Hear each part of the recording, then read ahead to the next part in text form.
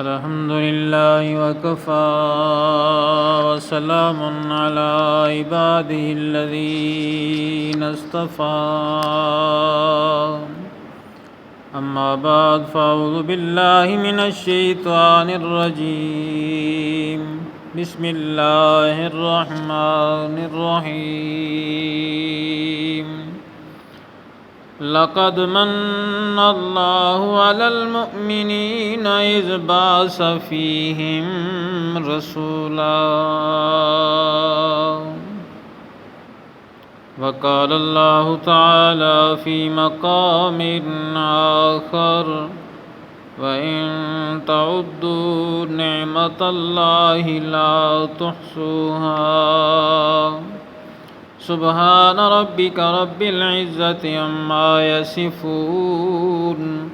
وسلام على المرسلين والحمد لله رب العالمين کی محمد سے وفا تو نے تو ہم تیرے ہیں یہ جہاں چیز ہے کیا لوح و قلم تیرے ہیں سر سے لے کر پاؤں تک تنویر ہی تنویر ہے بولتا جو قرآن ہے اس کی یہ تفسیر ہے سوچتی ہے یہ دنیا وہ کیسا مصور ہوگا جس کی یہ تصویر ہے سب سے پہلے مشیت کے انوار سے نقش روح محمد بنایا گیا پھر اسی نقش سے مانگ کر روشنی بزم کون و مکان کو سجایا گیا وہ احمد بھی محمود بھی حسن مطلق کا شاہد و مشہود بھی وہ ظاہراً امیوں میں اٹھایا گیا محترم سامعین اللہ تبارک و تعالیٰ کے ارشاد ہے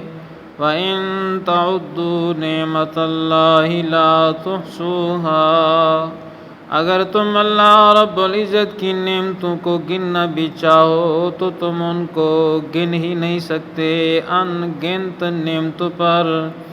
اللہ رب العزت نے احسان نہیں جتایا انسان کو بینائی دی سماعت دی گویائی دی عقل کے نور سے نوازا جسم میں بے شمار نعمتیں عطا فرمائیں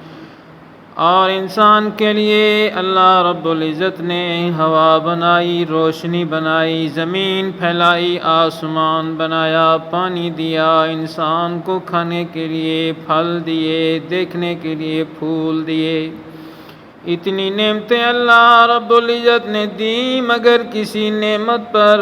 اللہ رب العزت نے اپنا احسان نہیں جتایا سوائے ایک نعمت کے وہ نعمت بھی ایسی کہ واقعی اللہ رب العزت کے خزانے میں ایک ہی تھی اور وہ ہے اللہ کے پیارے حبیب صلی اللہ علیہ وسلم کا دنیا میں تشریف لانا چنانچہ قرآن مجید میں ارشاد فرمایا لقد من اللہ علی المؤمنین اذ بعث فیہم رسولا تحقیق کہ اللہ تعالی نے ایمان والوں پر احسان فرمایا جب اس نے ان میں اپنے رسول کو مبعوث فرمایا تو نبی علیہ السلام کی تشریف آوری اللہ رب العزت کی نعمتوں میں سب سے بڑی نعمت ہے۔ اور فرمایا نبی علیہ السلام کی سیرت کی مثال سمندر کی مانند ہے، جیسے سمندر کی گہرائیوں کو ناپنا انسان کے بس میں نہیں، اسی طرح نبی علیہ السلام کی سیرت مبارکہ کا بیان کرنا انسان کے بس کی بات نہیں ہے۔ اور فرمایا کہ عام دستور یہ ہے کہ انسان کے پاس کم قیمت چیز ہو تو بن مانگے دے دی جاتی ہے، لیکن قیمتی چیز ہو تو انسان چاہتا ہے کوئی مانگنے والا مانگے، طلب کرنے والا طلب کرے، پھر وہ چیز دے دی جاتی ہے۔ چنانچہ باقی انبیاء جتنے بھی دنیا میں تشریف لائے ان کو اللہ رب العزت نے خود دنیا میں بھیجا، لیکن جب اللہ رب العزت کے حبیب نے دنیا میں آنا تھا تو اللہ نے پسند کیا کہ مجھ سے مانگا جائے۔ چنانچہ سیدنا ابراہیم علیہ السلام نے جب بیت اللہ کو تعمیر کیا تو حکم ہوا کہ میرے ابراہیم آپ نے میرا گھر بنا دیا، اب آپ مجھ سے انعام مانگیے، کیا مانگتے ہیں؟ تو ابراہیم خلیل اللہ نے دعا مانگی، اے رب کریم میں نے مسجد بنا دی، عبادت کرنے والے عبادت سکھانے والے کو بھیج دیجئے، میں نے مدرسہ بنا دیا، قرآن پڑھانے والے کو بھیج دیجئے۔ قرآن مجید میں ہے کہ انہوں نے یہ دعا مانگی، فرمایا ربنا وابعث فیہم رسولا، اے اللہ میں آپ سے دنیا کا مال نہیں مانگتا، بلکہ میں آپ سے آمنہ کا لال مانگتا ہوں، میں وہ نعمت مانگتا ہوں جو تیرے خزانے میں بھی ایک ہے۔ تو دیکھیں ابراہیم علیہ السلام کی دو دعائیں، ایک دعا میں انہوں نے اولاد مانگی، اللہ نے اسماعیل دے دیا۔ اسماعیل میں دو حروف ہیں بلکہ دو لفظ ہیں۔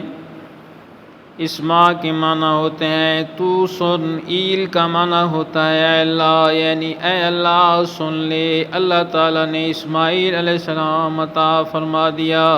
پھر ان کی 41ویں پشت میں اللہ رب العزت نے اپنے حبیب صلی اللہ علیہ وسلم کو بھیج دیا۔ چنانچہ حضرت عیسیٰ علیہ السلام کو اللہ رب العزت نے منتخب فرمایا کہ آپ دنیا میں جائیں، میرے حبیب صلی اللہ علیہ وسلم کے آنے کا اعلان کریں۔ چنانچہ حضرت عیسیٰ علیہ السلام نے اعلان کیا کہ میرے بعد رسول آئیں گے۔ قرآن کہتا ہے یاتی من بعد اسمہ احمد، سبحان اللہ، اللہ کے حبیب کی شان دیکھیں، ان کے آنے سے پہلے ایک پیغمبر آئے اعلان کرنے کے لیے۔